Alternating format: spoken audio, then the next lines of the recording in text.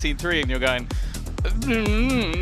okay then, like that's just how it is. They've come into this tournament, you kind of look at them and you're going, okay, they're not where they've been over the last year or so. Like you go back to last year, this was a team that was basically dominating Pacific, got to the finals of Champions, and it's been a slow, seemingly decline, but at any moment you always feel like this team can come back. For G2, it has been an accelerated rise. Like, you wouldn't think that this was a team coming in from Ascension, and now, well, they're one of the contenders. Well, they absolutely are. G2 have looked fantastic, and even within Americas, they made the whole run all the way to the grand finals without dropping a series. This is a squad that PRX definitely can't underestimate, and well, if Mimi's right, and the matchup in style is going to be different, could give the edge over to that G2 squad. The attack side to start it out here on Icebox, and a slow push up to the A site. Spike waiting outside B. They're just taking space, contesting for some of those angles. PRX yet to react. Well, that's the thing. The defensive side for PRX, at least on A, it's that brawly old school style. You got the Sage, you got something. They're just looking for fights. They're looking to try and battle. And this ruse has already been sold. There was only one defender, more of a retake setup for PRX, and I'll be honest with you, I think they're going to have to retake. Yeah, there's not much of a choice here. Even the spam's not going to yield much if they were to go for them. Instead, grouping up the blob play, just leaving something to go through the kitchen, while the rest look for the site control. Now G2 have their post plans. Nobody sent out to mid just yet, but I see Valen checking the flank, and perhaps that'll be late flank indeed. He's on his way. The timer starts ticking now for PRX to get on that spike and start the defuse. Back yellow fight is the main point of contention, still being held onto by Leaf, getting closer to block that defuse around the wall, and they're dropping bodies all over the place. Only left to Divide, and he's quickly shut down. Valen's made it through on the flank, but the time's already gone. It's 1-0 for G2.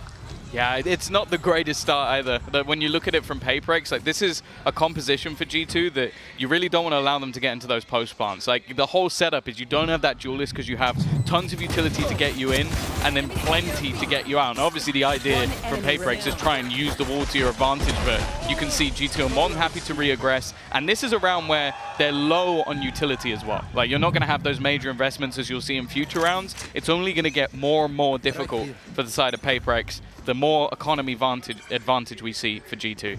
Early days though, I'm going to see some investment back into a few pistols. Again, a stack up on the A site, expecting the pressure to be there, and well, I think Divide might have been spotted by the Giant. Yeah, he popped up on the mini-map, nice and easy. Leafs even managed to find Jing, but at the cost of his life, still just a pistol lost, while they take control on the other side of the map and get the plant down. Again, we're going to see the post-plant setup and the dangers of this round. Often you will see a bit of a danger if someone like Jing is still alive to put the wall down. Potentially, they can get a decent amount of ground on the defuse. We've certainly seen that in EMEA a couple of times. But tank. Yeah, Natonk. And on or under the wall, he's just as effective. But for PRX, they don't have that option. And so it's going to be a pretty difficult time trying to do anything in the way of damage. Something's made it up behind, though, and he might be able to drop a few weapons. A few nice shots with Trent down, and another to Jonah P. This is getting quite costly for G2. And something didn't look to be stopped anytime soon, but Valen steps in.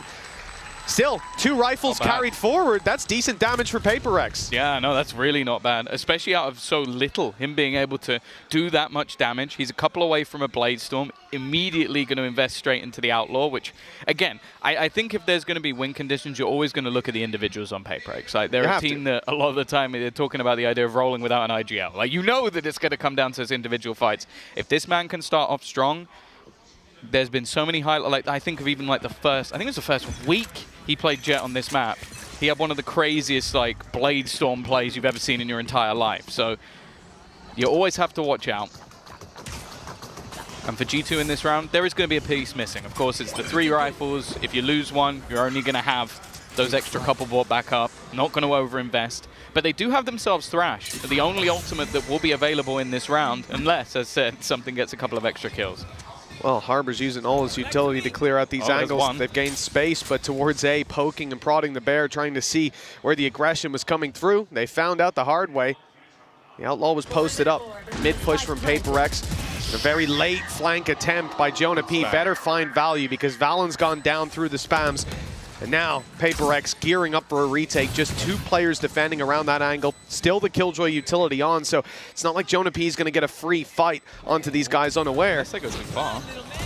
Yeah, it might just be out of range right about now, but the problem is there's no one else left to draw their eye. It's only Jonah P. And, well, his chances of stopping this defuse are 0. Like, even though the utility had gone offline, when you have 5 players alive and only 1 on the other side, you start to make the realization of where that player is. For G2, okay, you would have wanted to do a little bit of extra damage, but they can hold the rifle and they're going to be able to buy into this next round. That is the thing, though. You go towards the A site, as long as something's there, which you will be in most rounds, you're going to have to challenge him. You're going to have to fight him, and I believe that was just low shields in this round for Leaf, so something that, again, they're going to have to keep in mind for future. But I don't mind what PRX are doing at the moment, even though, as said, it's always going to be tough to play those retakes if the weaponry's online and if G2 have all their utility. They're basically just relying on, okay, can we spam someone down? Because they aren't really using much to sort of protect that player.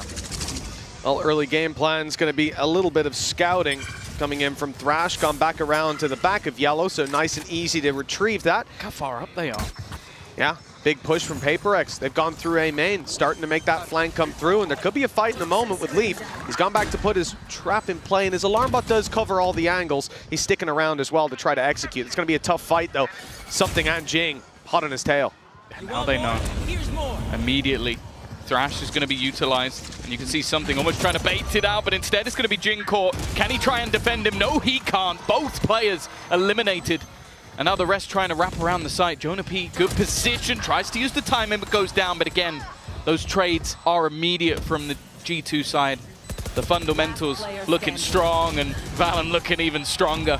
3-1, immediate response. And I feel like PRX is going to have to change things up because they are allowing that plant down every round on B. Yeah, I mean, the idea here, you're trading out the early plan for the early flank. It's not a bad trade-off just for the fact that there's a Thrash available and that they use it so quickly and get it right into the correct position. The player up close is the one caught, and the fight initiated on the one further back.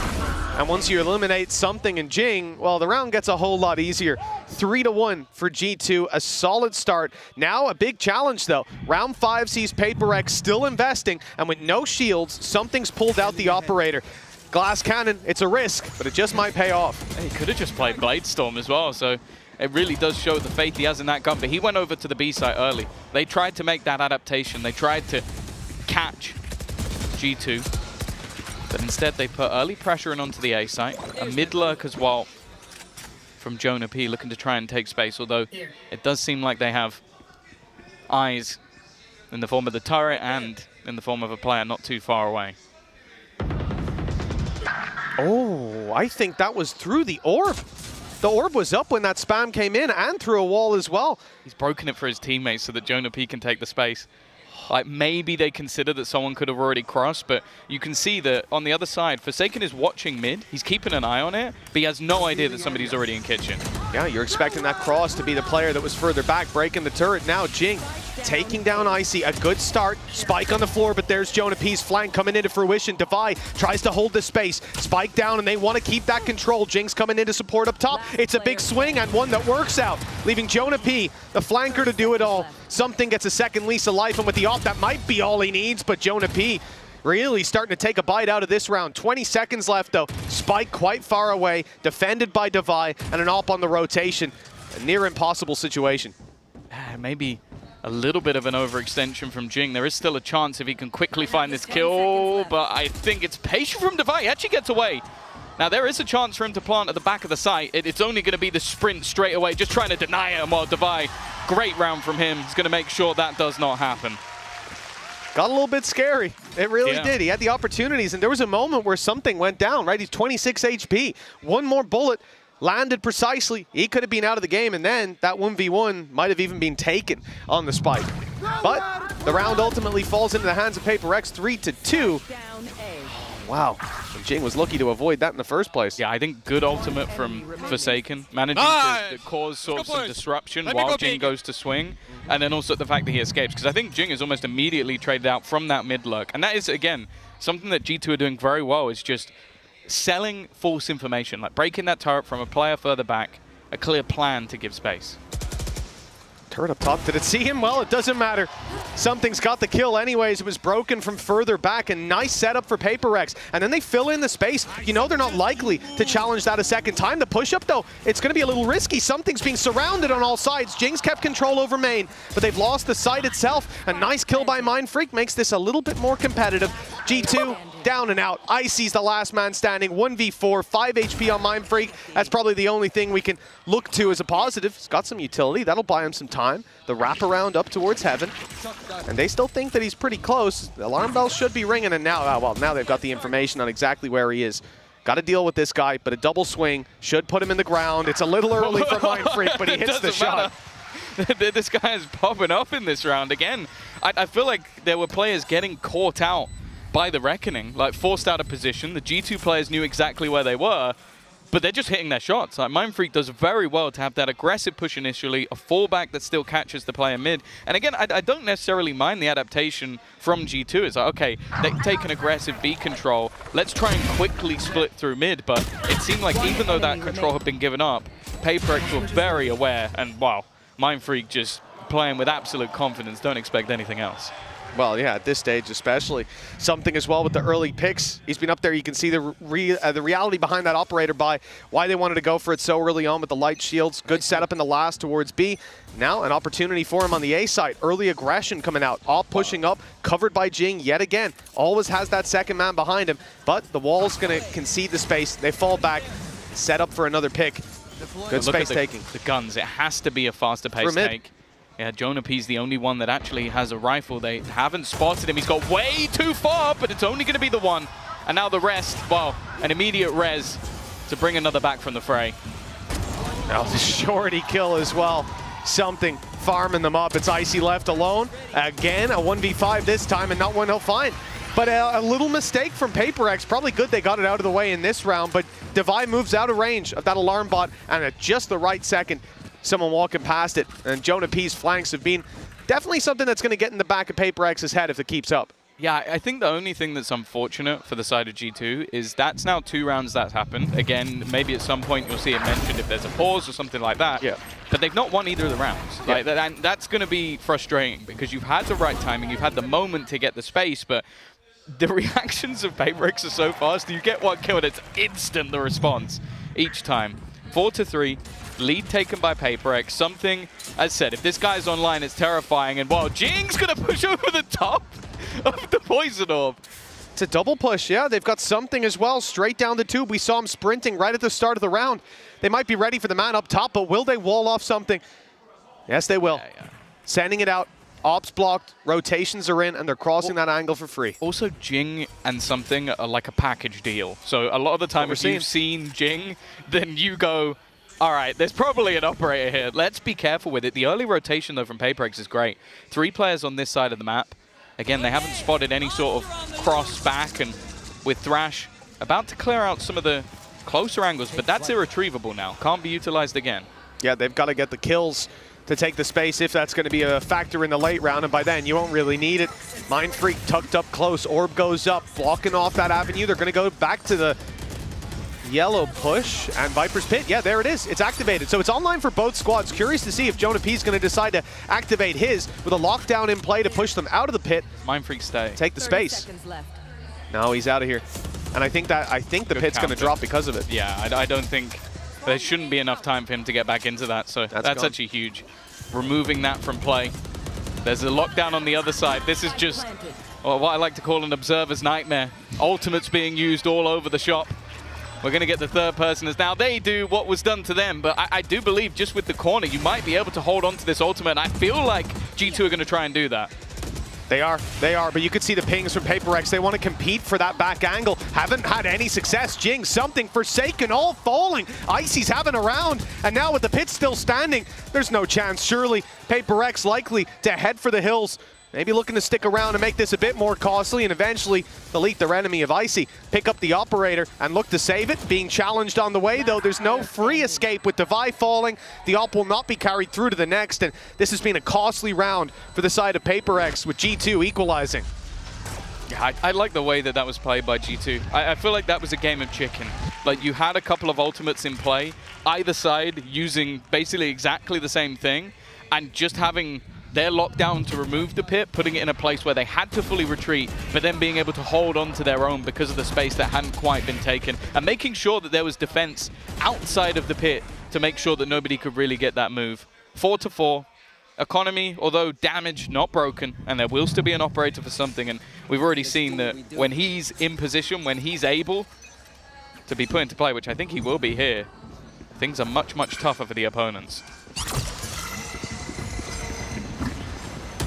Well, G2 are wasting no time in the A main control, sending Jonah P out to the B site. No surprise, he's on the lurk. The success, he's had a lot of success, but whenever he does, like you say, Tom, the main push is always the one that fails. Jonah P does well here, lighting Mind Freak down to 46, but fails to get the kill on the jump peak, and the rotation's on its way. They're focused on the B site. Well. PRX seem to have an idea that this is where it's coming through. You see the shift from Devi. He's closer by now in Kitchen to help out. Jing trying to keep his teammates safe from information, but the Dizzy likely going to do that. The immediate swing. Mind Freak still gets one, and now trying to play over the top of the site. Leaf picks him out of the air. It's an angle that I feel like a lot of players would miss, but not Leaf. And now the retake's looking tough. Yeah, it absolutely is. The numbers against them, and there it is. Thrash was online, activated now. Valen tucked down below, manages to catch Devi and something off guard. And there's no need for any further aggression from this G2 side. Forsaken's out of here to try to save, but they've already got him boxed in. Like you said, Tom, Leaf right up behind him. Whoop, the timing, he might actually have seen the barrel there. Yeah, now he's got a good idea, but well, that's one way to do it. The lead back in G2's hands, 5-4. Attack side really heating up. Yeah, looking like a very competitive game at the moment. Now for, I think both of these squads, a lot of the time when they've had big success, it has been on that attacking side. So I don't think PRX is going to be too worried about this just yet, especially having that additional duelist. I am starting to think, though, how many times we've already seen that Thrash available. Like, they have been farming that up on Icy. It's been used so many times throughout this, and the impact it has just being able to clear a lot of those close angles early on. It means that the pacing of G2's takes just goes through the roof. And it's one thing I would actually quite like to see a PRX attempt to run in the future, because I think that the Gecko in particular on this map is so ridiculously strong, and you already have the likes of something who has shown that he can use it to an incredibly high degree. I will say some of the angles he's taken he wouldn't be able to get to if he wasn't playing the Jet, but I don't know. I still think there might be more value in it for him. Yeah, it's curious as well how quickly, and you saw in the replay, I didn't hear what he was saying, but I have an idea. Leaf seemed very happy to have picked Jing out of the air. And yesterday, I think it was yesterday, right on Ascent, how many times did we see that Sage Wall up in main? It caught so many players off guard. And that's a bit more of an unusual one to see him play. Yeah. So fair play to Leaf for reacting after just a few shots coming this way. PRX had a timeout here, discussing what they want to do, but this is a very, very light buy from them. Some Guardians in play, couple pistols. I expect a much more direct defensive side aggression to start this one off. I feel like they've gone for a lot of early A control throughout this game, and it's not really been met by anything. It's a lot more passive from the side of G2, and obviously a lot of the goal is just to try and collect the orbs. I don't think they're going to be able to get the one on the B site, though, because G2 have been, again, very heavy on the B lean. A lot of the time when it's gone in the other direction, it's been lower purchases. They just have an incredibly clean B execute and post plant, and they are abusing it. Look at how cautious G2 are being. Playing early, we saw on the A site, PRX took the control for free, like you said, and they grabbed themselves an orb. But G2 do just the same. Now pump the brakes, stand in a firing squad, a little bit of danger on the push, but it's dealt with immediately. Forsaken, able to step up for one. Second shot not going to land, and 64 HP. He's out of here with the Sheriff. Rotation off the A site leaves Jing alone, but he is tucked down below. An uncouth position. One Leaf has to be cautious of, but he was watching it as the peak comes in. Now Jing tagged low. At least get himself a little bit of a heal and drop Leaf. Okay. This I don't think the heal played any part in that. No, not at all. Got him back to 76 in the end, but they're set up in a decent position. Yeah, both Hunter's Furies online now as well. Forsaken got it from getting that extra kill. If he can be disruptive here, that would be nice. The spot comes in from something. Dizzy not going to play a part, and now there goes that Hunter's Fury from the flank. It's not really going to do too much, but the time is an issue. 15 seconds now for the side of G2 to try and make their way in towards the site. Up above, it seemed like Jing may not have been paying attention, didn't hear the sounds, and even though it comes super late in the round, they're going to get that plant. This is not a comfortable anti-eco, but they've managed to make it work. 3 versus 1. Forsaken known to be behind. He threw out a dart a moment ago, had his Hunter's Fury. Nice shot to start it, but Cartwheel jumped a little too soon. 6-4 now. G2, 2-round lead. Chance to extend it even more before the half is over. Yeah, I think they're definitely going to want to do that. We've seen them, like, not too long ago still have some struggles on this map, but it was normally the attack side when they played versus Lev that looked decent. So I think they're going to want to try and extend that to an 8-4 lead. And as I said, like PRX on the attack, you've always got to be careful. One enemy remaining. But it has seemed that over the last few rounds, a lot of the early success they were having, had the something Jing show of those aggressive pushes. I think G2 have done well to adapt, take a lot of early map control. You can even see it now, throwing early flashes. They want to try and make sure that there's no angle that something could just be sat on with an operator. And well, for now, he's back on the rifle. And again, it seems like every time we have the early aggression from PRX, they're a little bit unlucky because they're always on the wrong side of the map. Yeah, they've pushed up on B this time, ready for any aggression out of G2, but players are going to be spotted outside of A. Maybe just the one scene now. It's not a ton of information to work with. They're conscious of the flank that's been coming through relatively consistently. And the push up now on B. Well, the wall actually slows them down. That utility from Valorant has bought them a few valuable seconds. It's got the rotations off of A as well. A is wide open, barring a little bit of Killjoy utility. And now that they think there could be a play towards the B site, Divide toyed with the idea of pushing mid. Luckily he didn't, because Jonah P was waiting as always. Well, also it would have taken as a alarm bot down if we went too far. So at least they'll get that extra little piece of information. Now have the players in at the right time. Something though, again, it seemed like he was caught off guard, maybe waiting for a slightly later push off the back of the Reckoning instead. Another easy post plant. And Jonah P's just waiting, watching, knows that right now the flank is clear, even has support from Trent. It's going to be a very one-dimensional retake from PRX. He's heard the steps, but he knows that turret's still online. That's going to be a problem. Has to break it and give it away, but in comes the Hunter's Fury, taking down Forsaken. Divide falls too. They eventually deal with the flank they knew was coming, but there's still so many more to drop. There's Jing onto Icy. A chance now. Life breathed back into the side of PRX, but look, right down below, a sneaky spot from Leaf that gets his 3rd of the round. That may well be the final nail in the coffin of this. With Jing left alive, time ticking away, and he just has to save that weapon, run for the hills, and concede a 7th to G2. A strong lead for the attacking side, and it isn't over yet. Yeah, and also even just the casualties are meaningless. There's so much economy left for G2 that they can toy with their opponents in the late round. But no, it has just been, I feel like there's been some stellar positioning from the side of G2 when it's needed most. Like we spoke about those lurks, but Leaf here just playing a patient game. Something that to be honest, he was seen. So they knew that he was around there, but I guess assuming that he'd fallen back for the late round post plan. Yeah. And now, well, with the extra kills he got in that round, 1 away from a lockdown, something I'm sure they're going to want to try and get online. In fact, already challenging early for the orb, but I was going to say it's gone all right until the extra swing in. Valen again. Doesn't need the orb either, does he? Leaf's got his ult online from that pick. Yeah, that looked really good. The staggering utility from G2 pushed PRX back. They decided to stick around in the choke point, which is often a mistake, but they won the fight despite the util being thrown their way. But now the fact that Leaf got that pick, has the ultimate to work with, it's going to buy so much time. And then you've got to root these players out of position. Trent still has a shock dart to work with. I believe there's a nano on the spike alongside an alarm bot. This is going to be a very difficult round, as it has been for PRX in all of these retakes. This one feels that little bit more stacked against them. Shock dart, the one to find the kill, and Device looking the wrong way into heavy traffic. 8-4. This has been a stellar first half from G2, and PRX better hope their attack can make up the gap. Yeah, no, I think there was a bit in the middle where we had some sort of good disruptive play coming out of the likes of PRX, but G2 the last few rounds just stabilized, slowed things down, had these really good takes, so I think it's going to be a tough second half. We'll see if PRX can turn it after the break.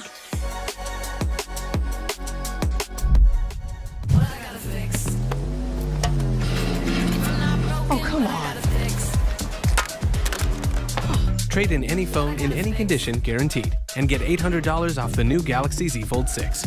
Only on Verizon. Red Bull gives you wings. They'll feel too uncomfortable going into Lotus. Like, it's been a strong map for them recently. I think Jing's Neon is something that always enjoyable to watch, but ultimately you're not going to want to lose your own map choice at the beginning of the day. And I think they're going to have a very strong attack side. Now, they normally do. As I said, when they win this map, you're looking at, as I said, I think 10-2 attack halves versus the likes of DFM, even DRX, the prior time to last. And a lot of this comes off the back, well, the two players we've just witnessed, Jing and Forsaken. Jing and Something. A terrifying duo on the entry. But just look at already the aggressive stance that has been taken by G2 in mid. Yeah, they're looking for the triple push off the back of the contact from Trent. And they're even hearing some of the steps that went around towards A main. Some information there. We'll see how quickly they get on that flank. The retake setup, though, certainly in play. You can see Leaf is just backing off, conceding this space. And in fact, the flank abandoned after breaking the turret. Now look to play this as a more conventional retake. Wall buys a little bit of time, and the plant should be in. Shock dart, though, for damage. They have so much plant denial a lot of the time on the side of G2, but now it's going to be utilized for the retake. One man still hidden in the corner, and he strikes. Mind Freak with a couple. Jing steps up with another, and in fact, he gets two himself. But it's left onto Trent. You wouldn't want anyone else in a clutch, and although he's low, he's almost taken him down. The shock dart may even kill off Jing, but it doesn't matter. It will be a last-second shot that ends up giving PRX a much-needed pistol round. Well, that came very close. Travel time of that arrow, all that made the difference. But it's enough. PRX take the pistol, and this is a much-needed win. An injection of rounds early on, at least if they can manage to convert in the follow-up that they needed to close the gap after that first half. 5 rounds in a row before this for G2. Finally, we see a stall out to that momentum. Yeah, I think important that they get that job done for this one. Get themselves back into the map, and it looks like the defensive side are almost trying to sell confusion here. They've got the Viper screen combining with the Harbor Wall. The thing is, it seems like PRX, similarly to the last round, are just happy to play around their opponent's utility, like almost use it to their advantage. It's whether or not they can abuse the gaps more than their opponents can. I mean, they've taken a big gamble. The turret is watching the back, but they're committing 5 players after making all this noise. The stack up is there from G2, but it doesn't seem to matter. They're being shredded on the site. With one man behind that wall, soon to fall, it's Icy down and Leaf to do it all. Let's see if he can find a 1v5 with a classic. No, what a surprise. 3 kills from Something. Big round for him, farming up some orbs, and a solid one without a single player falling for PRX. Yeah, and the thing is, they invested in with 4 rifles. So normally you're expecting, okay, maybe you can afford to lose a couple of players. In that case, they couldn't, but they kept it so ridiculously clean. Didn't really struggle at all. Orbs kind of spread across the board, which obviously it's nice in the future, but right now will be a little bit more frustrating. But then they brought back up with an Outlaw as well. Like, we see this quite often, having that lurking player, just being able to hold down mid, watch anybody who's trying to push on the A site. For now, though, it's an important round for G2 because they lose this bonus, and it's a strong bonus. They're right back in the game. He's just full sprint. He's just okay, this W gaming. How could I forget? Yeah, well, in case you needed a reminder, there it is. Man's lost his shift key. We'll see if he finds it soon. Running back down the tube. He's been hurt. Leaf has a vague idea, but look at the commitment from G2 to re-clearing out in kitchen. Player right down below him, and well, I mean, Something is just playing an unhinged style here. He gets shot in the back, but it's just a tickle. And that actually spurs him forward to look for another fight. Jonah P. all around B while the A site's taken. They're so focused on him. They're so focused looking at him that in the meantime, they've just walked into the site and planted the spike. Like, you can't blame them. When a guy is running around like a lunatic, you go, okay, I should keep an eye on him. And you need to still keep an eye on him. There was a pixel there that maybe he could find something. Even spawning players around mid, they should know that he's still here. But it seems like they're just relying on this wall, the turret. Is he going to get past it? He is. He's past the turret. And now just going in behind them. Only the one so far, but they have to deal with this man. The whole round has been about dealing with Something. They haven't even seen anyone else. Getting towards the spike, sure, but the guy's still behind them, spraying away. Now the fight up in front. Okay, something falls, so too does Divide, but Spike not even half just yet. The sprays are good. Mindfreak gets another and a triple to close it out. All eyes were on something, but it's Mindfreak that pulls off the magic. Yeah, a Red Bull clutch that was high impact for sure. But it's just, again, one of those rounds that you're going to look back on and go, well, they didn't forget about him, but it was like you forgot who he was, like what he was going to be doing. There was so many moments in that round where you just think, even though something, he doesn't get like the triple kill, he doesn't get the multi-frag, there was so little time left that it almost just became panic stations for the rest of the team because they're so focused on killing one guy. And of course you are, it's the solo Jet running down mid. Well, you're not going to expect him to be alone. I haven't seen someone play like that in a long time outside of rank. Hello, early fight. Valent's not going to get anything, but Divide goes down. Early flank underway. Turret's much more passive, so Leaf will get pretty close. Not close enough to actually take anyone down. He could. Oh, of course. Divide's the one that fell right away. So yeah, he's able to make it all the way up, making it into heaven, grabbing himself a weapon, and now a serious danger down below. He's got something. The res is right above. It's free for Leaf. 4 already. A phenomenal round, and he's looking for more. Mindfreak has to do it again. This time a 4K against Pistols, but he's 30 HP.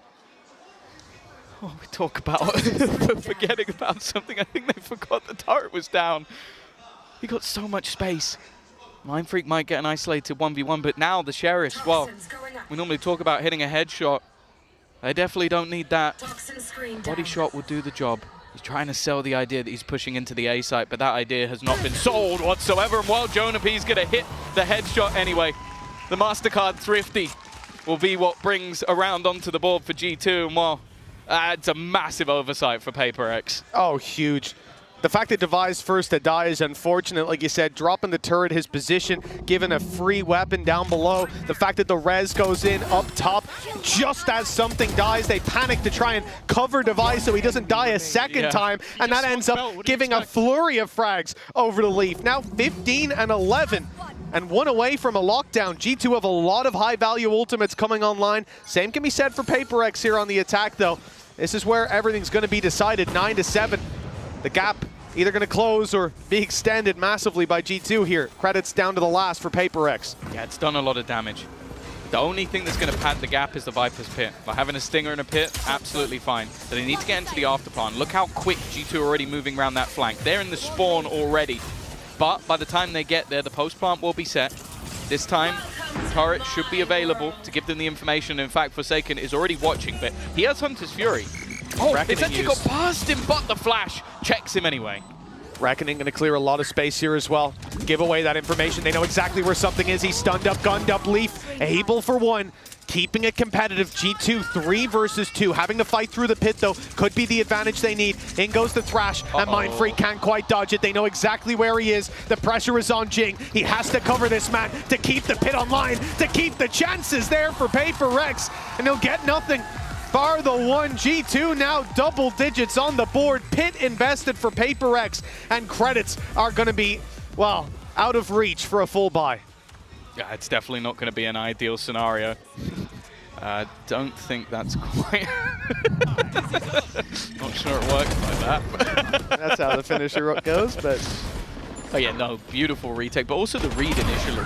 Like, the flank came through so fast that, although I was a little bit worried, this is the thing that's great about G2 is they're so methodical. They put the Reckoning through and I go, okay, there's a gap. And that gap is where Forsaken is. Flash, just around the corner, just to make sure. It's so clean with making sure that there isn't those gaps left.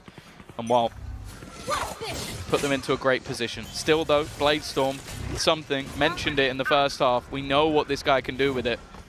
Already going to take a lot of early space. They also have the Hunter's Fury as well, so if this can get into the late round, it could get dangerous, but that lockdown's available for the other side. PRX are so fast. Usually that drone will slow you down a bit, but they just sprint straight at it, taking control over the site, and that gets the lockdown into play. Shock darts to harass the planter, and they're back out of there. Flank was attempted for a moment. G2, though, seemed to have fallen back. Maybe assuming that the lockdown's going to send them in the other direction, but they might not know PRX. This is a team that isn't keen to give up on the A game. Still looking for, well, the A side. now that flank starts to adjust again. Clearing in middle, getting all the information. The plant is going to be enabled, and Something is desperately looking for someone to give him a fight, because the weaponry's such a huge disadvantage for the rest of the team. Devi at least has a gun, but everything else is going to be those stingers. He just wants to try and get something out of it revealed, but does have support. Well, that flash sends all the support backwards. Jing's caught, still blinded up. Hunter's Fury goes through, though. Forsaken able to trade out onto Icy. That gets the push out of Devi. Back and forth the kills go, but it's still G2 with the advantage. If they catch Mind Freak for free, it could be something, but he's freaking out, gliding Leaf down. The defuse already halfway. He's sticking it all the way, and Forsaken had to fight. Valen, on a sliver of health, gets it across the line with plenty of time left. It's 11-7. The lead for G2 cemented, and they're in the home stretch now. He's never going to get to use it. He's trying so hard to do the finisher, but never quite gets it done. Boy, he's so low on the time, but this must have been just the biggest jump scare ever. 20 HP. It wasn't far away for Forsaken. Well, Alex, and he needs to breathe, needs to get the frustration out, because he's about to talk to the boys. That's what he always says. He's like, I get the frustration out, then I talk to them in a calm manner. Well, they've lost 3 rounds in a row. They're 2 away from losing their own map choice. And he's got to try and come up with something here, because there's been quite a few of these rounds, Mitch, where they haven't been far away. It's just right at the last moment, there's like a really solid flash or some great utility. I think every ultimate that's been used by G2 has been high impact. So I just think they're utilizing what they have slightly better, and I think a lot of that especially comes down to that Gecko. I think Icy has been incredible. Like, his flashes have ruined so many players over on the PRX side. Like, even just think about the beginning of the last retake. I think 3 people were blind by that first flash. Yeah, you know, I expect to be looking at players like Valen coming in. Even Leaf, we've seen it in his heyday, but Icy really impressed me in that first half as well. He was putting up numbers, winning out his fights. His supportive utility's been up there as well. And on the side of PRX, like you say, they've been close, and that's the most frustrating part about it. Having it within your grasp and then feeling it slip away with a 4-round gap. It's now or never. They've got to step it up. And no ultimates online. A res and a lockdown just one away, but G2 come in with the advantage. They have not only the Viper's Pit, but a Hunter's Fury as well. And those ults have been finding impact. Yeah, as said, I think most of, if not all, their ultimates have been super high impact whenever they've put them into play. And what, immediately, I'm going to see that Viper's Pit. Try and funnel them in a different direction. Drone yet to be put into play for Forsaken. It also has the dart, so they could opt to try and fight him, but there's always a massive gamble, especially with the position that Jonah P is playing. I also love the super deep alarm bot that they put in. The shock darts went through to try and deny that utility, assuming that you would be playing that little bit more passive, that it'd be around the choke point, but instead it's further up, just covering Jonah P's left side, if you think about it that way, and he can cover the right. A really nice setup. It's going to leave him in a very favorable fight either way, and if someone touches the alarm bot, Nano goes up, and Jonah can just fall back a little bit and play more passive. Feels like they're doing exactly what G2 want them to do. Yeah. Like, they're fighting for mid control just to make sure they can't split back towards the B site. You got the Hunter's Fury for an attempted plant denial, or to even clear something out on the retake. PRX are doing what they want, but it's whether or not, as always, this team can make it work anyway. It's going to be something looking for those aggressive fights, but I feel like G2 haven't given any of them away. They've been so good at making sure that doesn't happen, and already there's the man advantage. Almost extended on. That shot just swinging through players, but with Mind Freak down, yeah. Flank is now wide open. PRX don't have any ground to fall back to. They have to fight forward. That's exactly what they're going to try to do. Something in Forsaken, the sprays just avoided. Then G2 go on the push. Forsaken good for 1, but Devi's fallen. The trades are there. Forsaken keeping it alive on the site, but he can't do much from that corner. And the spray, close as it was to a collat, it won't get it done. 12 rounds on the board for G2. 5 chances to close this one out. Lotus up next, and Bind if they need to go all the way. That's a really good safety net for them. Yeah, but again, you're going into your map choice, and with the preparation that's clearly there for G2. As I said, this round, it looks like they orchestrated it. It literally looked like they handed them a script and said, this is what you're going to do, and PRX went, yeah, all right. But he even fired a shock dart for default, immediately popped the ult, and then fired it through so it covers as they run away from the shock. So no matter what, you're taking the damage. Yeah. You don't have a choice. And that was all really the goal was. Get an opener, play the retake. They've had such stellar retakes and post plants. 3 retakes in a row now for G2, and they haven't, other than the one with the Classic, they haven't had too many problems. Here we go, though. The battle for B. I think the expectation was after the A hits, it's going to eventually fall back in this direction. Valen is in a great spot, if not cleared. He's not been cleared. It's a bit of a mistake, and now he gets to just pounce on the remaining players. Even still, PRX are keeping this one close, and the Res actually puts it in their favor. Yeah, I like the Valen's just falling back, giving up that space. He'll use his wall to hopefully slow them down. Time won't be bought for the flank. Leaf still alive.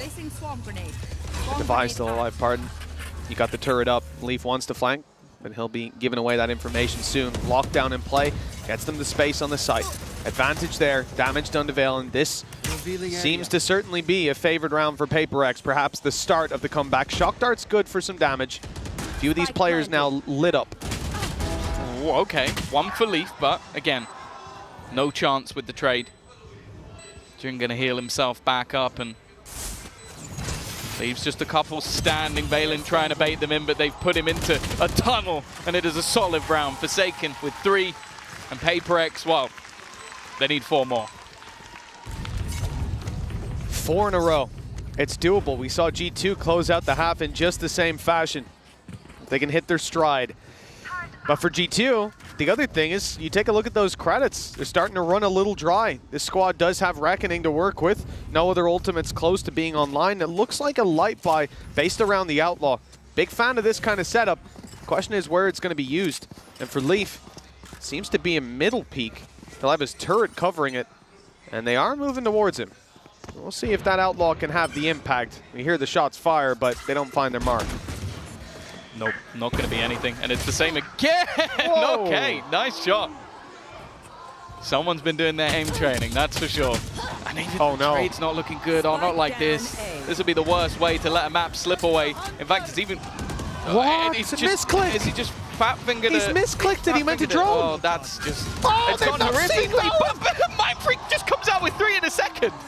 This round was looking like it was falling apart, but maybe in the most uncharacteristic way, they might take it anyway. Flank coming in. That's the major danger. And now it's left all onto Jing. It's not been a great round. And now he's under real pressure. The spike is going to take some serious damage. And he's, well, I think he's just got lost in the source. Leaf is going to be there to close out the round. Around the PRX are definitely going to want to forget. Yeah, I think that's going to be a hard one to forget, though. We'll be talking about that for a while. And MasterCard Thrifty closing out the map 13-8. And G2, they look very strong. That was PRX's map pick, and they had them outclassed, outthought every step of the way. Now we look forward to Lotus, forward to Bind, and think, will they have a chance? Well, we're going to find out after the break.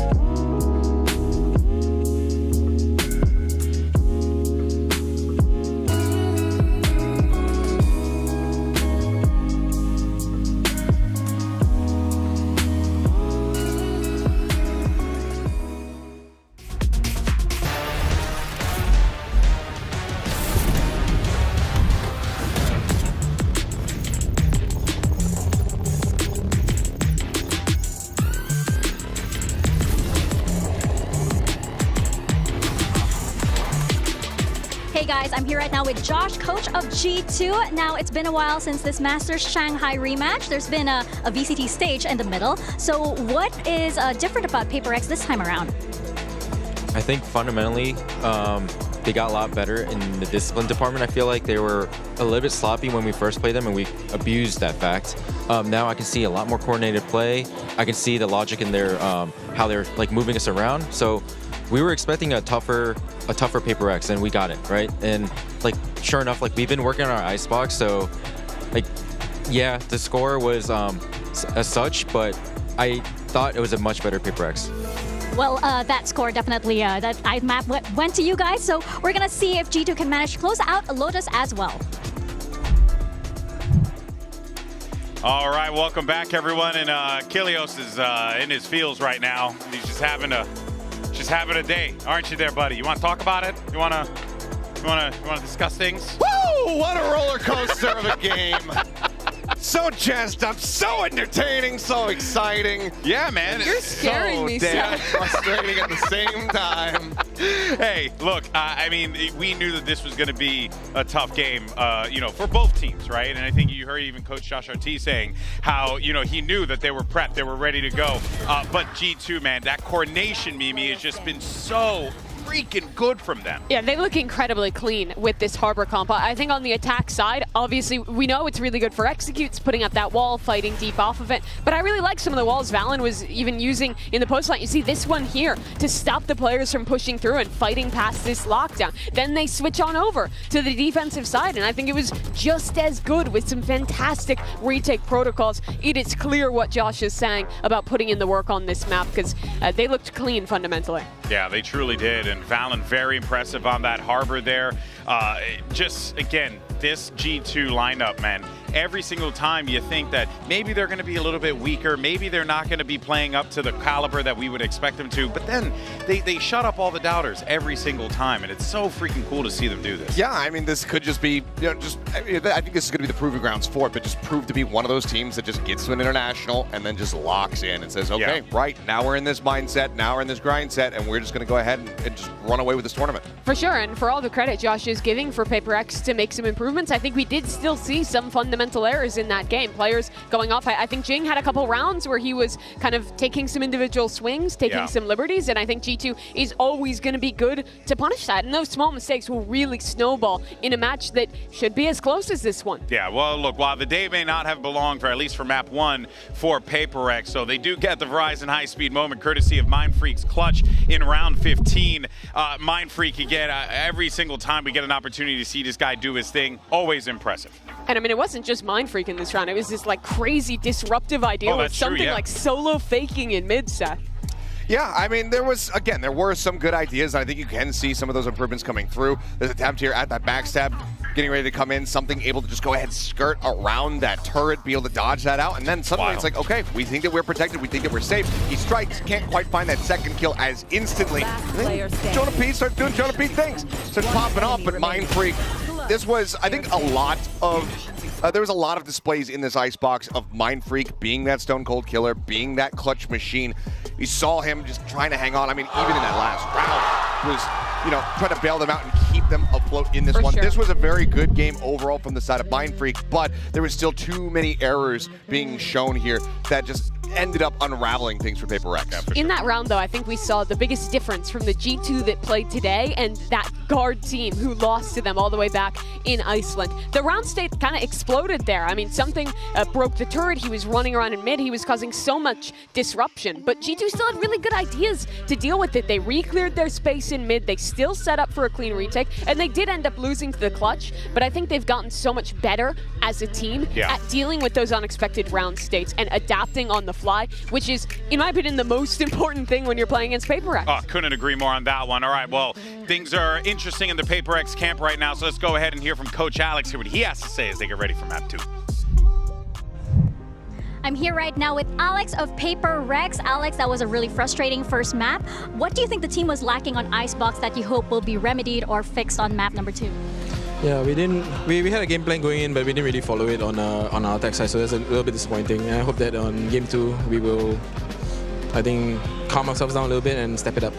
All right, well, thank you very much for your time, and we're going to see if PRX can take Lotus from G2. Pressure, of course, is on, and you hear Coach Alex talking about keeping those nerves, keeping the team calm. They're going to need to do that as they're going to be facing the series point here between against G2. Lotus coming up next, G2's pick, and I'm curious to see what we're going to get really from both squads out of this one, without a doubt.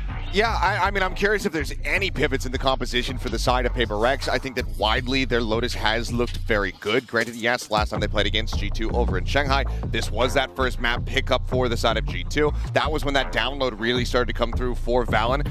So I'm curious if they're going to have something different to throw at them, a bit of a curveball, change that composition, maybe reintroducing something like, you know, the Killjoy into the mix here, or if it is just going to be straight up, you know, something back here on that Jet, as well as Raze there for Jing. Yeah, for context, when we've seen this PRX team play on Lotus before, they're playing no Sentinel on this map, a double duelist comp with the Neon and the Jet in the mix, which is extremely unusual here, especially when you contrast them with G2, who plays the basic Fnatic comp, but I think plays it really well. They're the best defensive team in VCT Americas, and I think that's really where they shine here. Their retake protocols in particular, and how they're able to kind of adapt with when they're going for the more aggressive forward plays, and when they're falling back, playing a little bit more passive into those retakes. I appreciate you pointing that out, because genuinely that Neon is not something that we've seen too much from the side of Jing, but that it's been what he's been bringing to the table on Lotus as of late. So curious to see if he's going to be sticking with that or if it's back to Old Faithful. All right, well, let's find out if this one makes it to map 3, shall we? We're going to send it back over to your casters. Here's Mitch and Tom. Thank you so much, Golden Boy, and our analyst desk. Yes, Tom, coming into this, Jing, right? He had an okay first map, but now we're going to look at him as having a fantastic one, assuming he's still playing that Neon.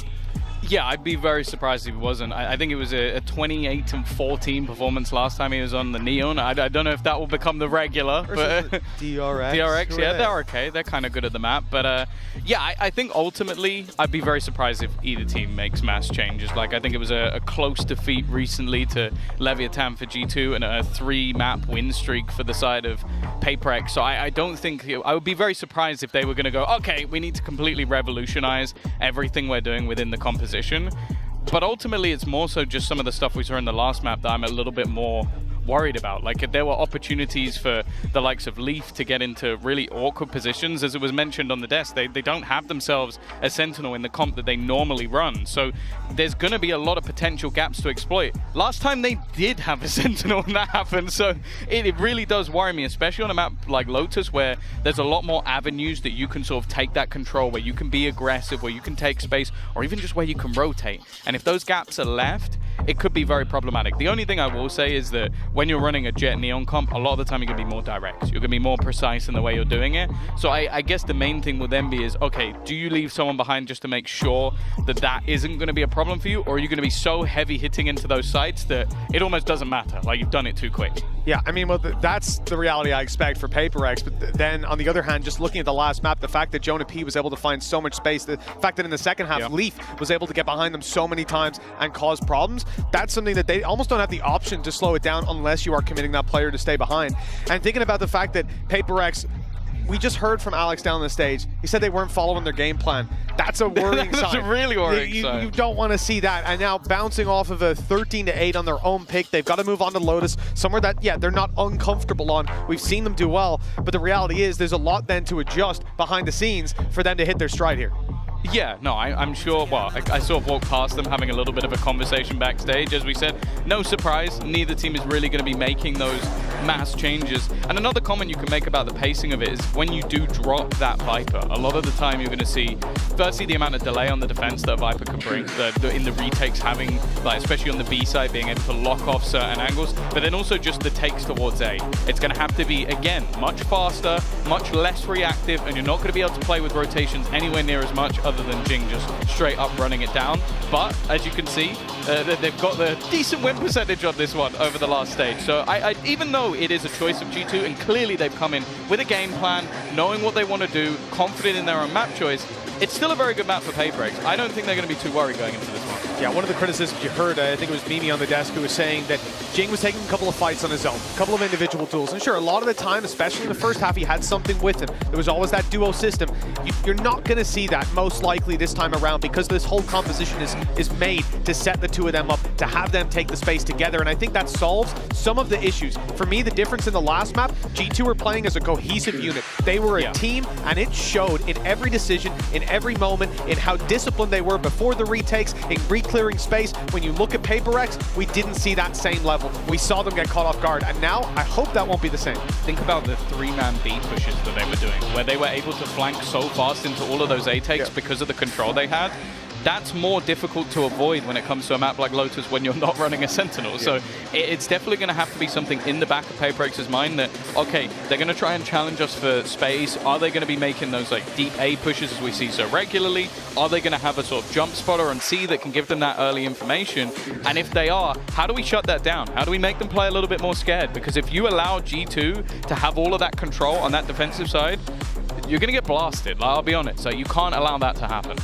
No, you really can't. For PRX, the pressure is most certainly on. This map and the next need to go their way, and G2, well, they seem to be the more refined team, at least on the first map. We'll see if that changes as we're about to get into Lotus. G2's map pick, and they'll start this one out on the defense. Yeah, I'm ready to get into this one. I think, especially for PRX, after having that map sort of slip away from them, starting on the attack is going to be good. Like, having the ability to set the pace, and that pace is going to be high tempo. For now, though, it's more of a spot. Jonah P's just looking for information, but he's taken the head clean off Divide. Not the man I expected to be going first, I'll be honest with you. Yeah, I mean, last map, we saw him go first, and it was a disastrous round, but at least finding a 4K. The A site taken by PRX, so at least they'll trade out the life of a man for the site control. Losing out on that Fade utility hasn't stopped them putting boots on the ground. But the retake from G2, quite quick. Paranoia is absolutely perfect. Something still gets away with one, and the nade is slowing them down. Nice disruption from PRX to start this off. Jonah P! He's just taken over! 3 headshots already, that Sheriff in his hand. It's looking like it has aim lock, looking for a little bit more, but the trade backs are still good. It might be all on Jonah P, a fourth in the round, and finally he's put down. But Leaf is there to pick up the pieces. What a pistol round. Now I know what the P stands for. Precision. 1-0 for G2, and my goodness, yeah, we talked about Leaf, we talked about Jonah P, more so in their ability to get behind you and find those free kills when you ain't looking, but seems Jonah P's stepped it up a little bit. Look at this. Gorgeous first shot, and then these follow-ups are absolutely clinical. Even grabbing another to make it doable for Leaf in the end. Might have come close, down to 7 HP. Good round, but it's not close enough. It's literally only because Leaf has shields. That's the difference maker. It's unfortunate because, yeah, a hero that saves them, because PRX actually did very well, and they force. They're going straight into the B site. They have got guns to play with, looking for those SMGs, and well, already speak about the pistols, but the trade from Trent gives them the advantage, and he backs away. He's doubled up, still has a Prowler to work with. Icy needs to keep control over Heaven. He's under pressure. Something already up close. They know that he's there, and the swing in from Leaf closes this one out. A double on the Stinger to put 2-0 on the board. Weapons upgraded as well. Same thing as last map. It's a decent follow-up round from PRX, but they force bought. That's the real problem. Like, round 2, that kind of damage, usually great, but now you haven't got the credits to capitalize on it. Yeah, it means that likely into the next round they'll come in with a 4-buy with everything they could ever need. Like, there won't be maybe light shields or something like you might normally see, but it also gives another round for economy to be built up. So you can see a slightly better buy than what they had in the last round for G2. I guess there's also just the thought process of, it is PRX. Maybe they do it again. Oh. Whoa, one of the only investments other than pistols is that Marshall. They've still gone for the Sheriffs, though. You know, even though things haven't been going their way, PRX are not going to lose their mojo. Still coming in, an opening pick towards the A site. Weapon on the floor. I actually think that was a Phantom, too, because there was a lot more upgrades than you might have thought in the last couple seconds before the barriers went up. Trent does well to manage the numbers of PRX. The Prowlers cleared out a lot of close space. They'll get back towards the stairs, but they're conscious that someone could already be close. Yeah, he's kind of good with the Bulldog, you know? He's kind of good with it. Valorant. All 3. It's not going to overface. Not really any need to. Icy already reclaiming a little bit of ground. Something does have the gun, but he's desperately low on health. You're dead. Actually, it's Divide to go down behind him. That is... Sees nade. Here. Yeah, a troublesome position now. Something needing... Oh, maybe one of the craziest plays with how low he is. Having the rifle's not even that much of a hit, because a single bullet will leave him down in the dirt. And while Mindfreak's done well, that's at least a first. Still hinging on something, and especially with Mindfreak going down, Once he finds the first, that's where things should stop. They haven't cleared him just yet, but, well, now he's been seen. Taken down, and the upgrade's just fine for G2. 3 players surviving. Phantom to be taken through to the next round. Some Bulldogs as well. At Bulldog, at Guardian. Perfect stuff. 3-0. Solid start for the defensive side. PRX, they've certainly shown that they're willing to brawl and able. And that may stand to them in the next round, but not just here. Yeah, the problem is, although they've kept the economy relatively honest, you're still going to have 5 rifles. You're still going to have enough to probably invest into the next round anyway. And you got a 3-0 start. So it really does just put them on the back foot almost immediately. I think if PRX don't find a response here, this could very quickly get out of control. Oh yeah, it could spiral. Trent, well, I liked his Bulldog. Let's see how much I like his Odin. Sat inside of tree, spam already, gonna light up Jing a little bit and slow down the rest of the squad and clearing out that space. Slowing down PRX is something not a lot of players can do.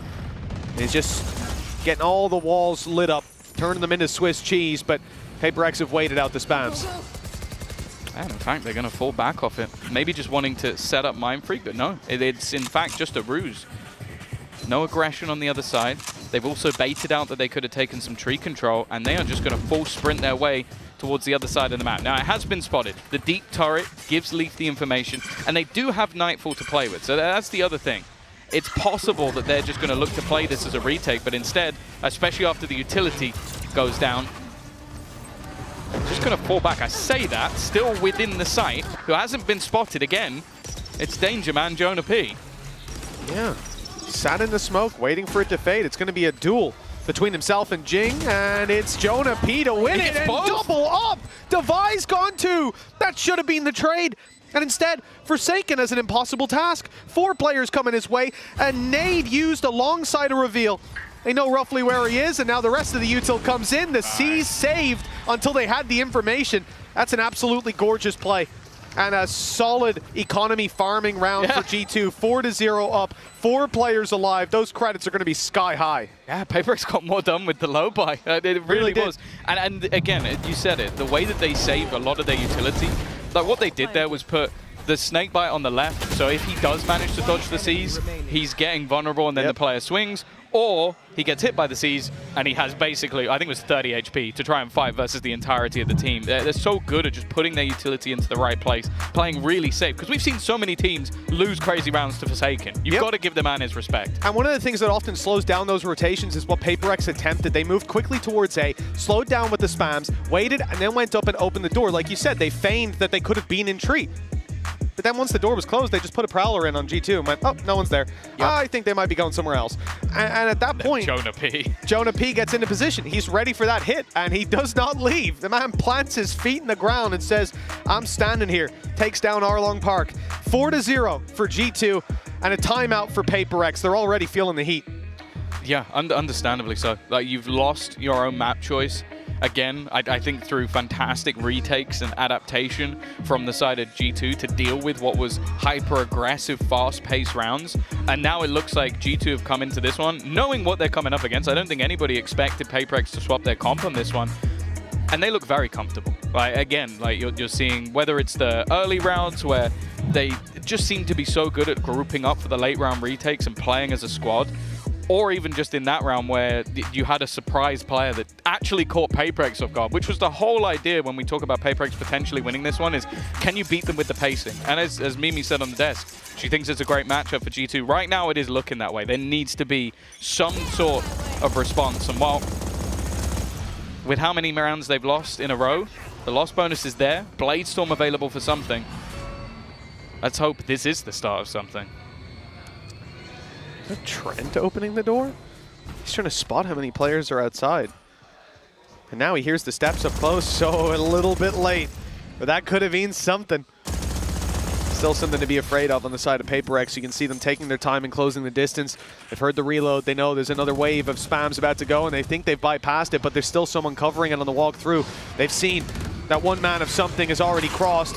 Nightfall to be used, but something's around the back. He's gotten closer than expected. Icy covering it from up top, though. Now they maintain their control, slow the push from PRX, send them in the other direction, but Jonah P waiting as usual on a sliver of HP, and he triples up. Devi, the last man standing. Another Unbelievable round from G2. They barely break a sweat unless Divide can turn up the heat, and he doesn't know that there's a player sneaking right around behind him. They've got the spike as well. It was irrelevant whether or not he managed to win the battle over on the A site with the spike being down on B, but yeah, Jonah P today, it's just having one hell of a performance. We saw, like, he was pretty good in the last map, but this has been ridiculous. Like, being able to re-isolate each one of those duels, it's just solid positioning. Dodges the initial utility, re-peeks back into the second player, and then just tries to catch a time. Like, he knows if he just allows him to swing, he's definitely dead. Yep. But that's got, yeah, it's got to be infuriating. It's even the fact that he pulls back around the corner for a second. These players hit by Nightfall, running the other direction. They're thinking he's going to jump on the box. He's low HP. No, he just wide swings them again and again. Gorgeous play. And 5-0 for a reason. G2 are looking unbelievable. The PRX struggling to get even a round on the board just yet. A rifle for something and pistols to back them up. This is the kind of round where they have so far done the most damage. We'll see if that carries through and converts to a round win. I think the Nightfall overdrive, it's a pretty nasty combo. Yep. But then again, look at the position that Trent is playing in. Like, just consider that right now. He is literally just playing full retake. They've got the Viper's Pit down on one side. They know that in these moments, there you go. They've expected the Nightfall. As said, sometimes it really does look like PRX are just reading from the hymn sheet of the opponents because they've used their ult. It's not really gained anything, and G2 are very happy to play the retake. Yep. They were ready for this from the get-go. One flank position from Forsaken, though, that could catch them off guard. Look at that. He's got a nasty angle. He hears the steps, and Jonah P, a taste of his own medicine. Dropped from behind. A rifle to be recovered. PRX with a stance to fight from. Jing's caught off. The finger gun's not doing the damage. They'll concede the space, let them down the stairs and fight them on the site, but Leaf wins that one too. Now looking for control over Tree. They'll find it for free. It's Maine. They've got a fight, and the swing is good with Leaf getting his third of the round. It's another successful defensive side already guaranteed to be equal at the half, and I don't think G2 are going to slow down. It's just how confident they're playing. As said, like, to just completely give up the site to PRX, have that much faith in your ability to retake, but you kind of understand why. Like, look, well, 4 of the 6 rounds they have on the board are off the back of retakes. Maybe some less so than others in how the rounds were actually played out, but it wasn't even that close in the end with how much time they actually allowed them to set up. I think, what, like 2.5 seconds still remaining. They are looking super comfortable. Again, we're going to see an investment, but using that Nightfall in the last round to very little effect. It was more the lack of information that gave them that sight. Operator in for something is an attempt at a change. Yeah, the thing is, though, that it's not like there's been big peaks coming out of G2. They're very happy to sit back and let PRX push into them. Lockdown in play. Jonah P. Again, the positioning was perfect, but he positioned himself right in front of Devi's spray. Again, good isolation of the duel, but at least PRX have managed to keep this one even. One of the better opportunities they've had. Now, it's going to split the defense quite a bit more.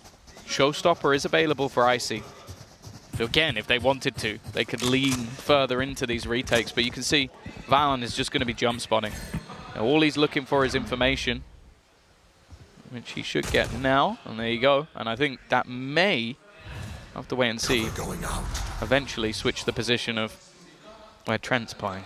If Leaf swings this and they get the kill, they will run back in the other direction. In fact, they're going to do it anyways. Something. Now moving through to re-clear this space. He hasn't gotten the peak he wanted. The patience of G2 is commendable, to say the least. This swing, yes, it works out. Icy's down, but the trade attempt is there. Down to the shorty, closing the distance. Something playing a crazy game, upgraded to the rifle, downgraded perhaps, and Leaf doubles it up, keeps it doable for their side. And Trent, oh, Mind Freak knows he's up close, but now the info goes both ways. The spray comes close. Mind Freak on the adjustment for the double. The first round for PRX at long last. Yeah, I think, again, a lot of it comes down to just being able to get into that site and find the opener. Like, something does well with the operator and then just playing off of that late round. And again, even just the trade out through the smoke was pretty big, because we've seen such high impact rounds from Jonah P.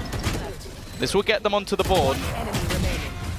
It's just whether or not they can now try to extend things. Luckily, they do save that operator. So that's still going to be in play for this next round. And they have themselves the null command, which will have value in reducing Leaf setup. Instead, though, the defense have got aggressive on both sides of the map. Usually you talk about the push and the pull, but this was just the push. PRX found themselves the pick. It's being traded out on the other side. C-site left for a retake. Nano's broken already, one activated. Will slow them down, section them off, but, well, actually, I love this. I adore this. A little bit of damage done. Jing and Forsaken now decently low, but the plant will come through. PRX have some ground to fight from.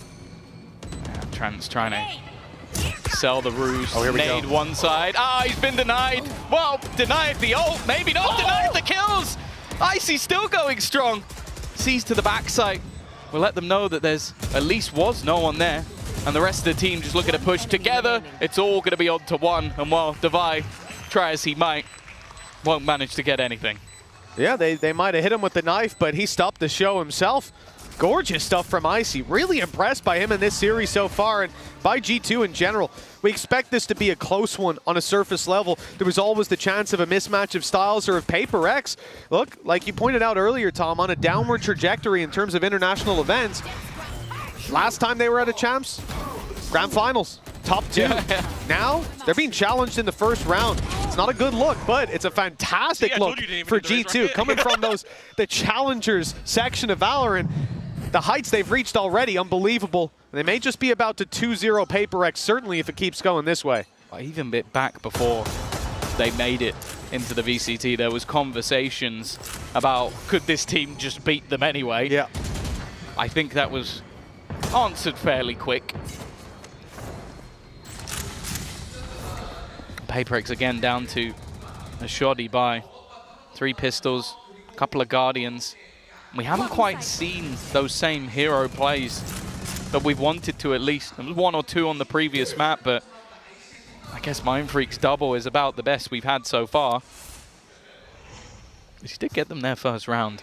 Now an attempt to just walk through, and well, that's going to be revealed. Solid utility, maybe not the gun for it, or maybe it is. Maybe I'm wrong. I take it back. Somehow Trent's made that work. Well, he's finally put down. Too little, too late. Well, you say that. Maybe don't count Devi out just yet. 45 seconds. He's got himself a rifle now. His HP quite low. The chance for a big play. PRX needs something. I think they'll take any chance they can get, but look at G2. We talk about the discipline. Good attempt by Devi. Baits out the first fight, knows there'll be a swing back sight because they've played enough rounds against G2. This isn't a squad that's going to send individual after individual to fight you. They group up, they play it together, and their reward is an 8-1 lead. But this man, felt my heart skip a beat. It's the moment of realization. I think he sees the little bit of like smoke from the dash and goes, wait, what? Oh! Still manages to get the kill. Had a little bit of support from his friends. 8-1. Whether you were a G2 or PRX fan, I don't think you expected it to be this dominant. They have looked incredibly strong. As said, on the first map, PRX were in it at a point, and then the adaptations came in. At this point, it seems like G2 have been ready from the get-go. And G2 are adapting again. Aggressive push-up on B. They hear that A main control, and they realize it's just going to be the same old playbook. They're taking control, taking tree, and fighting sight, and that early flank is catching them off. No one's ready for it. Look at Mindfreak. He's staring forward. Jing's just about spotted them, and he will manage to at least do damage, making it doable for Mindfreak, who's grabbed the double. But again, the trades keep swinging in the other direction. So good. Thanks to players like Jonah P. I don't understand how he does it again and again. Devi now has it all to do. He's got the right gun for the job. Gonna try to brrr them out of this one, but it's gonna be difficult. Nice lineup. Good spam, but they're going right back. They're playing the same game. Diffuse already past half, and it's too far gone. The spray might be good for one. He jumped across and killed him. But one's all they get. 9-1 on the board, Tom. This is a devastating start to map 2. And well, G2's map pick for a reason, I suppose.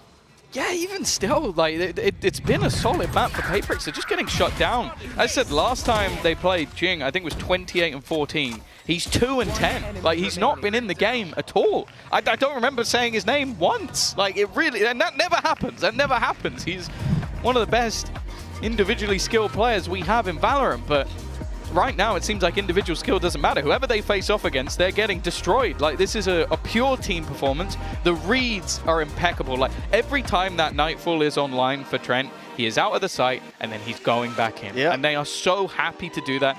We mentioned the flanks. I think this is the first time the flank has really been a big issue because they haven't needed to. They've had the read so often to get players in the right place, so they haven't needed to go around the flank. They throw it in here and it does catch players. They also have fights from the broken door. Like, there's so much cohesion from this G2 roster, and that is the difference. Is it individual skill winning them all of these rounds? No. It is the cohesion between the players that they'll be supportive utility. Okay, Jonah P has won them a couple of rounds with straight BS. Yep. Like, just 100%. Like unbelievable 100%. From positioning and skill, but like, other than that, they're just outclassing. Oh, 100%. Like, at this point in time, you know, people have been telling me for a while, Americas is so far ahead of EMEA. This is their number 2. I mean, they're playing a damn clean game. I'm getting worried. I'm starting to sweat a little bit, and I don't think it's just the temperature here. G2. Well, I'll also say, I feel like there's even an argument if they are the number 2 because of how close. The final, right? Yeah. It was OTs and 13, 15, 14, 16. Then they won 13-9 and lost it. Yep. This team is number 2 in a technicality. There. Yeah, and after their performance at the last international, even less so. They have looked incredibly good. But this is just every single round, man. It's just clean. The ideas, the executions. Nobody is greedy on this squad. Everyone's just playing it for the numbers to win the game, and that's all you can ask for. Waylon starts it off. Will be a trade, but he's taken a lot of damage. A more direct approach this time from PRX, but I'm going to sound like a broken record. These retakes have been stellar. Something's trying to get ahead of it. I really don't mind him pushing up, trying to fight more aggressively. They haven't been able to hold, but again, an impactful double from Jonah P. He's left to fight this alone. Oh, it's a bit of a wide swing, but they'll peek it together. Forsaken puts the second round onto the board with 3 kills. At least something. Maybe they can start looking at curses. Now, we're going to definitely hope that the 9-3 exists still, that curse. Well, it used to be a big thing, and PRX going to have to perform a ritual to bring it back. I'll need to find this round at least, and Tom, maybe so Paper far, Thing can do it. I've heard he's pretty good at rituals. I've seen him with the DRX jersey. He's not in the building, so he'll have to. I don't know. It means he can go out in the street and do it. In fact, that's what I want to see. You want to see Paper Thin in the street doing a ritual? Yes, that's what it is. All right, we'll see if we can arrange that. That's the content I desire. All right, well, I think you might be the only one. No way he's going straight through it. There's no way. Jonah P's positioning's been unbelievable. Trent, I love you, man. Okay, he got caught. Gorgeous play. Yes, he did, but look at the position of Leaf at this point. No, he's going to get revealed. Okay, he's revealed. He's revealed. He has to break it. Now they know. Now the flash goes through. Good Gorgeous. flash. Okay, there's the reaction from PRX and the follow-up from Forsaken and Defy. Now they're hitting their stride. All right, it might be a little late in the half, but they've got the foundations laid. A pistol could bridge the gap, but they're going to need it. Yeah, we finally saw some life in the squad, like reading what was going to be done by Jonah P. I think that's the first time that he's actually been caught. And then also Forsaken. Last couple of rounds, really stepping up to the plate. It's a mountain to climb, but luckily there's a second half after the break.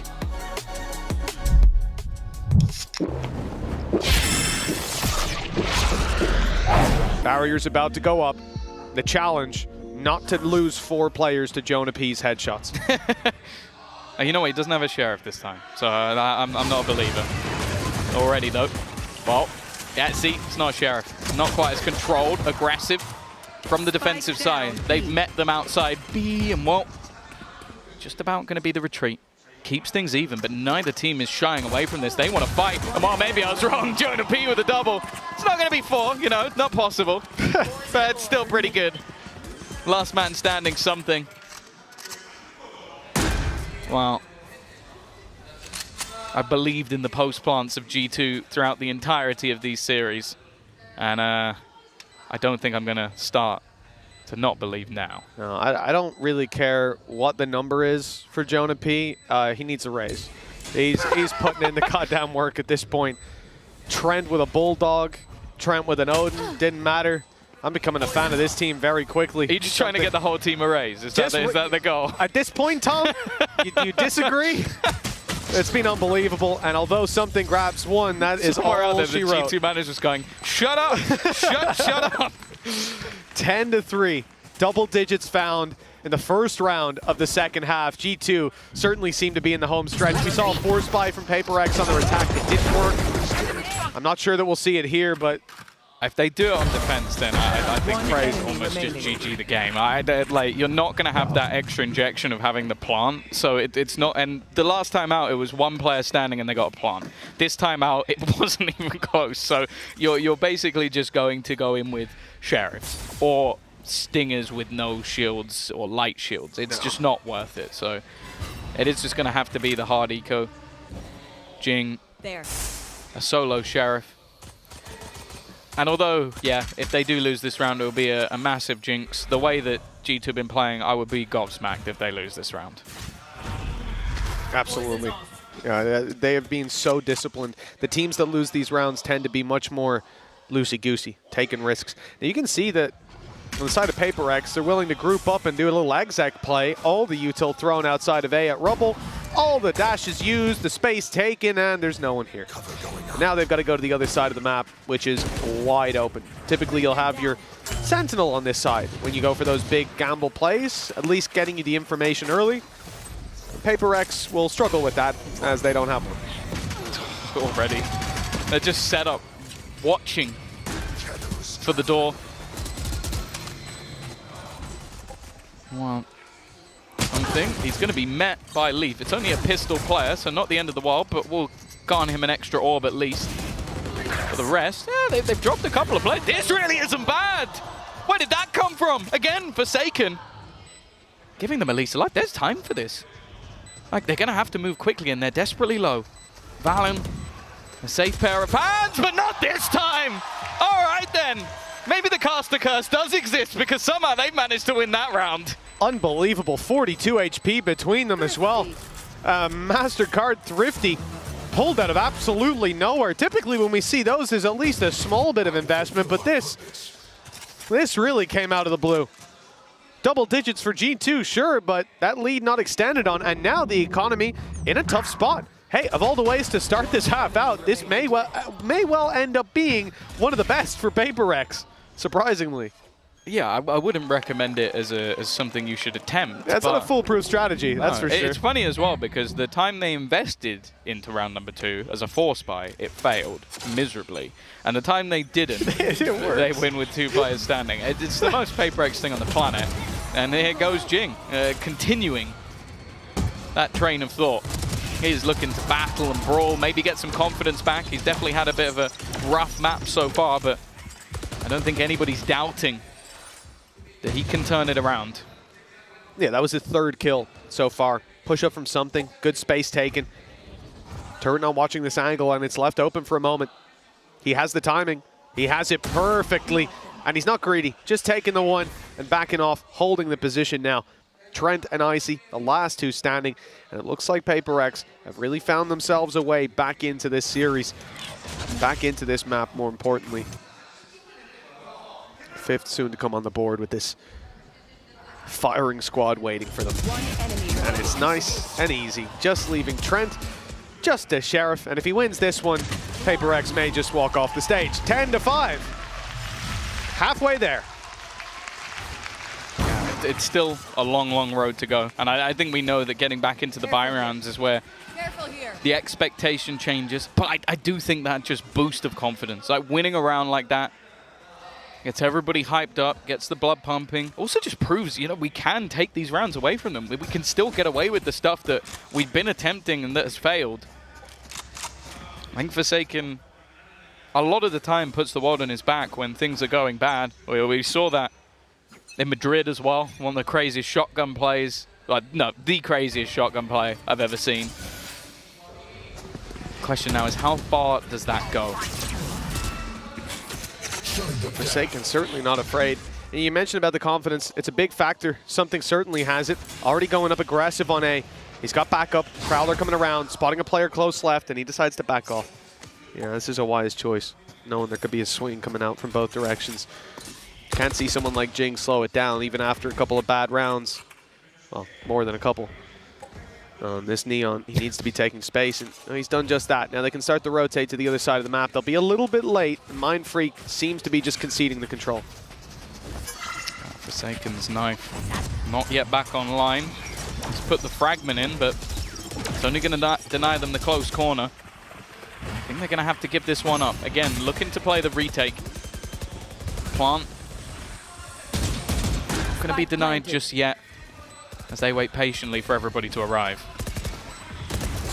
Taking the leaf out of G2's book. PRX on the way in, and up he goes, but Jing not landing the shot. The trade is good nonetheless. He causes the chaos. Trent, though, manages the recovery, and Jonah P's there to help out. Forsaken, now the last man standing, misses the jump up top, or maybe he intended to stay below. He almost caught Trent off guard, but the reactions of this guy, unbelievable. Another triple for Trent, and 11 rounds now on the board. The home stretch well and truly in full swing for G2. God, it's not like the other side where G2 can wait for their retakes and just everything falls into place. I don't mind the idea of the sort of the jump up from Jing, even if it's just the surprise factor of it. But again, whether it's Jonah P, whether it's Trent, like just having these positions to just almost maneuver around. That seems to be what's just so impressive about every player on this squad is their positioning.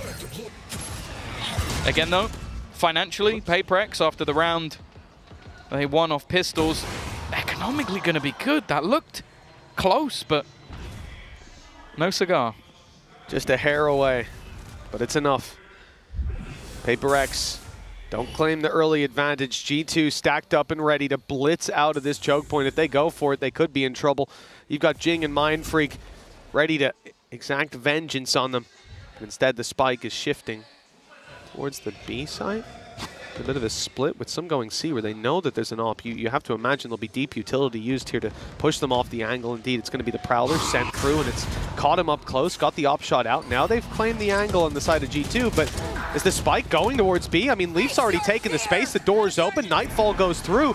It's a confusing one for PRX to read, and if they had an IGL, he'd be panicking about now. Forsaken, under pressure, manages the one, but they need a little bit more, and it's something in Jing to deliver. That leaves Valen alone. First goes his way. Now he can back out of there. Has the spike in his hand. They know exactly where he is, and something, well, a little bit too quick to allow him to get away. A 6th round onto the board for PRX. A big one to win as well. It's going to put the economy of their opponents right on the back foot once again. And that is, again, the thing. Just how disruptive this team can be. The rotations of Forsaken selling the idea that, okay, he's gone down. Jing can now swing off the same position. And then this man at the back of the site, they give him anything, and he's not going to miss those shots. Still, a long way back. But these sort of back and forth rounds, well, at least winning one and then losing it straight back, is probably the best thing that could have happened for PRX, because it means that financially, again, G2 are in trouble. Op reposition this time, playing on the A site to allow PRX to push up on C and take that space. Problem is they can't commit to so many players on Mound because they have to go back to clear B. That leaves Jing isolated when the fight comes down. G2 able to take that pick for free. And now well, the world's their oyster. They can take it where they want. Turret still covering their back, but it's about to be out of range. Looks like commitment to the C site, and it certainly is. Straight through his Icy. Has Showstopper to use, but not anymore. Mindfreak keeping control over the back. He's lit down by the spams and has to be a bit more passive now. The rest of his team on the rotation. 2 stack up on B and 1 further, but they don't know that the snake in the grass yet again, the Viper down below, is on his way, and he's just wrapping for free. It could be an easy kill. He's gone into the smoke though. A moment of solace for Mindfreak, but he doesn't expect there to be a player there. Forsaken's blindsided, and Mindfreak low on the site will struggle to stop this plant. He's trying his best. 30 seconds At least left. one comes up for Divine. Now the time is ticking. This brings things back to even. It's whether or not they want to try and use the Viper's pit, but it might make it tougher to plant. Another one for Mindfreak. Leaf tagged desperately low. It has to be Trent. It needs to be him to try and get something done. And what, 15 seconds left. Plenty of players to find, and in fact, it's a man that started it all. Mind Freak with 3. Reason to have this man's jersey at home, Tom. Phenomenal player, and a big round from him. Dodging the spams at first, his timing on the shrouded step was unbelievable. Forsaken was unfortunate to get caught blindsided as he walked back through, but the spams here, absolutely gorgeous. Not just taking down Valen, not just taking down Jonah P. I believe it was there. You see it in the kill feed. Leaf as well. 3 players going down through the wall. The player cam there is quite funny. It looks like he's celebrating before he got the kill. He's gonna peek me, watch this. 11-7. PRX are on that road to recovery. Now, the ultimates weren't used by G2, so they still have them going into this round. Viper's Pit, Showstopper, but they built up on the other side as well. A matchup that, if PRX can win, they really are getting to the point where they're back in the game. Immediate teleport. Valen, I was about to say, if he sticks that, that's a bold attempt. Instead, though, it was just used to give them the information. Nightfall used fairly early, but Jonah P's lurk caught by something. Yeah, who could have guessed Jonah P would be lurking in this game? Seems something certainly hit the nail on the head. Now the steps are heard leaving the B site, although, okay, the knife gets thrown through, so Forsaken knows there's someone outside B. He'll stick in position. C site, 3 players just outside it. They had success, 3 kills in the last round off just spamming the wall and denying the plant. Looks like they're not going for that this time. Instead, it's Jing running around the nade for Forsaken, and Jing steps right into it. He is farming them up. And on 9 HP, Brave to use this ult through a smoke. Okay. And Leaf 1v1. now has a real chance. 1v1 against the Op. This round was looking done. It looked like it was already in the bag, and instead, there is going to be a challenge. The Op not going to be the best for spamming through that wall. Something has to hope that he'll find an angle. Leaf knows once this ult goes off, he has time to get the plant in. He's going for it. Something's wild, spams, perhaps. No, he's instead going to close the distance, keep the element of surprise up his sleeve, and try to isolate this man. Caught scoping in. It's a big danger, but he's picked the right angle. It's not over yet for PRX. They pushed up to 8. It's just a back and forth. It feels like they've pulled G2 into the mania that is PRX, with battles and brawls, a 3v1 that Leaf almost manages to turn, but again, a safe pair of hands is something with that operator. Jing, though, just the fact he's playing. Again, we've seen this earlier in the tournament, just playing through the fragments. Oh. And that is filthy. Just couldn't quite get it done on the last. G2, after losing 5 of the last 6 rounds, are going to take themselves a pause. I think a necessary one as well, because we've said in the last map, they were able to weather the storm. They were able to play up against PRX's style with them taking aggressive mid-control, them running it down. They were playing it perfectly in those retakes, and in the post plants, they were sublime. PRX have started to deny them getting those plants, and that's where it becomes a little bit more problematic. Well, you're seeing the first timeout for G2. They haven't had to use any so far. Remember, this was, what, 9-3 at the halftime? An impressive, and the pistol went to G2. So a really impressive This could have been recovery. over like 10 minutes ago. In fact, with most teams, with most games, it would have been over. Yeah. But PRX have started to find themselves a little bit. And with 3 rounds in between them, it is definitely the time for G2 to touch base with the coaching staff. This round, not likely to be the one that they win. They've got pistols. They're very light investing. No heavy shields whatsoever. A few ultimates online. But, again, unless you see Jonah P headshot 3 people, or 2 maybe, you're not likely to see that showstopper pulled into effect, unless there's a big mistake from PRX. Yeah, same for his Viper's Pit as well. It's like you've got a stinger in case that eventuality comes about, but a lot more is needed. It's so aggressive. Already, immediately taking control towards that C site. It's left something alone. This could actually be the bigger problem for them. He's going to manage to dodge, but they're trying to pressure with a low buy, looking to get as close as they can. He's repositioned, but the shots are missed. He's now somewhat stuck in the mud, and they're waiting for that rotation to come back in. Shots connecting. Icy found another one, and he goes for even more. And not even needing that showstopper when he's got the pistol in hand. Trent's behind as well. He was biding his time on B, and there's no way they expect him to be here at this stage. He's recovered a rifle, and it's the freest kill of his life with Jing down and out. What a way to push up to 12 from G2, a round that seemed like they wouldn't have a chance in. They had nothing but pistols for the most part, and here they are. Just Devi, 1 against 4, a Viper's Pit to fight through. Icy, who's popping off everyone on rifles, bar Jonah P, who doesn't give a damn inside his pit, and a showstopper just for good measure. This is a disastrous outcome. And sure, he takes down 1, but that matters little to G2 right now. A 3K for Icy, a MasterCard Thrifty, and with that, 4 chances to take the series with a G2-0. It's going to be the thorn in their side, a slip up, and one that it's unfortunate. Like, you put your operator on one side, and I thought that was going to be the main problem of the round, but it's mainly just the fact that Icy's able to wrap back in, and then I think he spots, it's just the shrouded step. He sees just a tiny bit of information and is completely ready for anything Mindfreak is going to do. 12-8. Operator now gone as well. Can't be back on the board for PRX in this round. It's been a huge part of what they have. Jing, he's gone as well.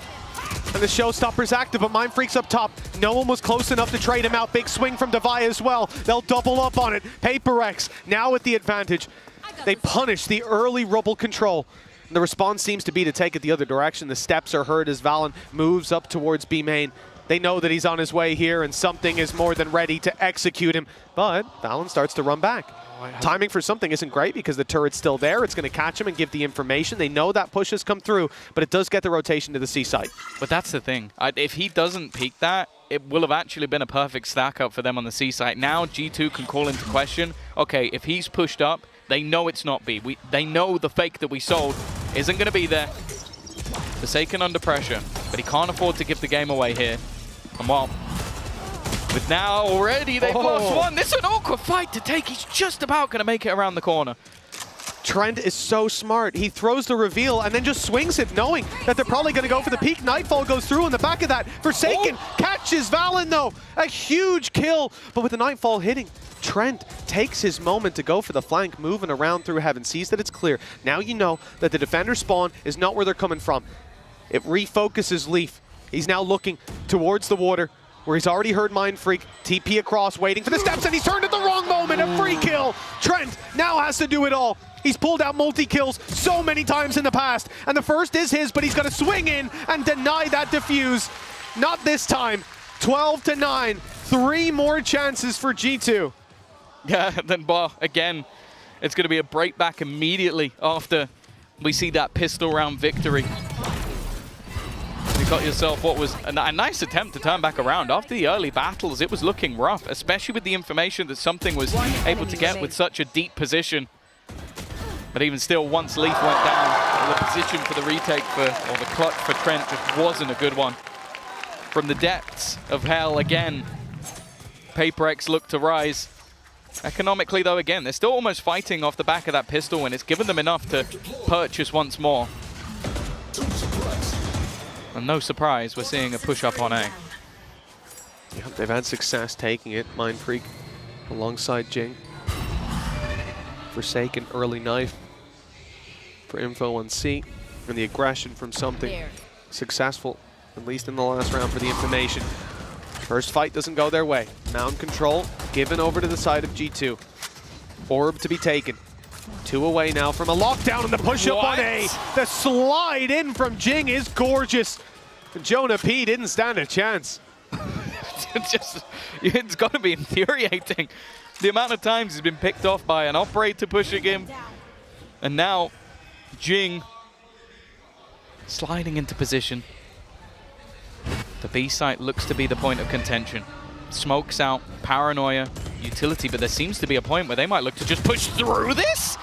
I didn't expect that. Now Icy has managed to put down 2. It's not the play you expect to see with the Odin. And now Mindfreak's gone as well. The perfect combo. It's left onto the man who started this comeback. Forsaken, 1v4. Devastating round. Let's see if he can do it. And no, immediately shut down. G2, 13-8 and 13-9. They were the better team here today, and the man on your screen